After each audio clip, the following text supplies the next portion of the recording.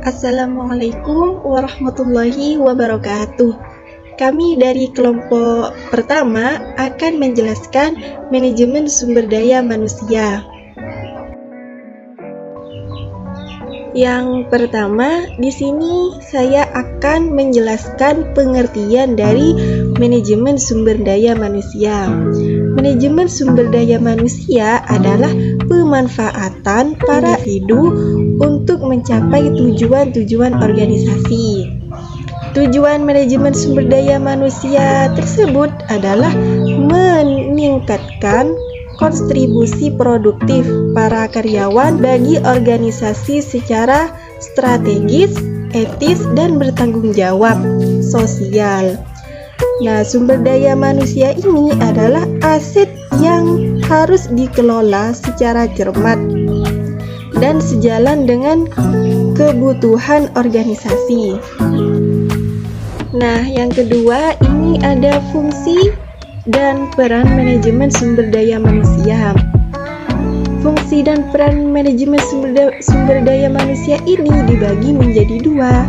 Yang pertama ada persiapan dan seleksi. Yang kedua ada pengembangan dan evaluasi. Yang pertama, persiapan dan seleksi itu terbagi menjadi 4. Yang pertama adalah analisis dan desain jabatan. Yang kedua ada perencanaan sumber daya manusia.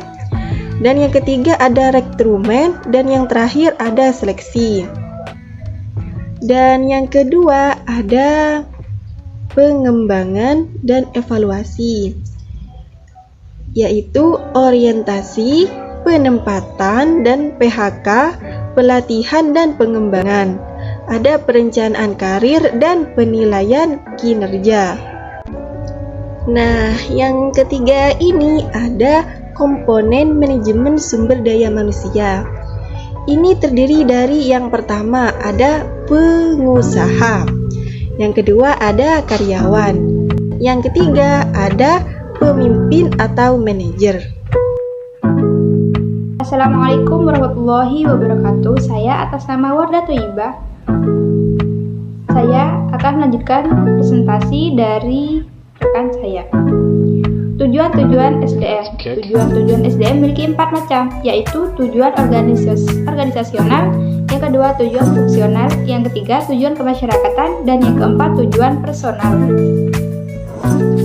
Yang pertama yaitu tujuan organisasional.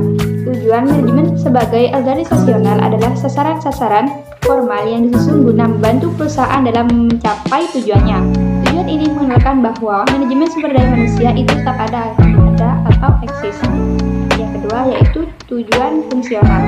Tujuan manajemen sumber daya manusia selanjutnya adalah tujuan fungsional atau fungsional objektif, yakni untuk mempertahankan kontribusi dari sumber daya manusia di tiap departemen perusahaan yang dibutuhkan.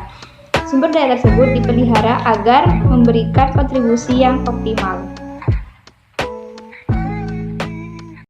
terhadap kebutuhan dan tantangan-tantangan masyarakat sembari meminimalkan dampak negatif tautan-tautan tersebut bagi organisasi. Tujuan personal, membantu para karyawan mencapai tujuan-tujuan pribadi mereka.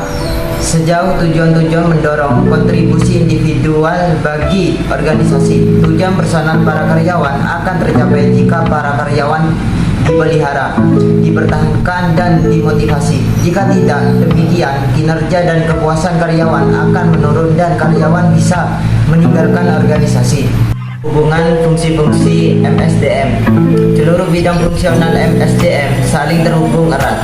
Keputusan-keputusan di satu bidang akan mempengaruhi bidang-bidang lainnya. Beberapa contoh: merekrut calon-calon berkualitas terbaik hanya akan membuang waktu, tenaga, dan uang.